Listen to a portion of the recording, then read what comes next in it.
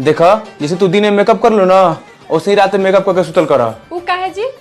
कल राती के तोहरा के बिना मेकअप के देख के ना हम डेरा गुल रही।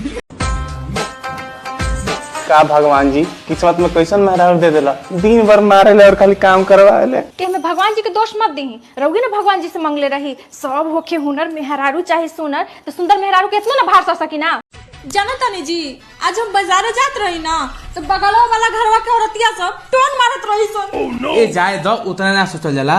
हौ कहावत सुन ले बहु ना कि हाथी चले बाजार तो कुकुर भोके हजार। मतलब हम रहुआ के हाथे लागत बानी ना हो शादी से पहले रहुआ काहे न बतले रही कि रात पहले ही से एगो मेहरारू बिया। हम तो तरह के बतले ही नहीं कि हम तरह के रानी जैसा रखम। अब तू ही ने समझ पड़ी तो हम तोहरे में गलती बा। का कहनी हम ही ना समझ पाई। ये जो मेरा कुंडल देख रहे हैं 87 करोड़ का है, और ये जो हार देख रहे हैं हार 85 करोड़ का है। ये हम मनी गिल देम दिन मत बजाइयो।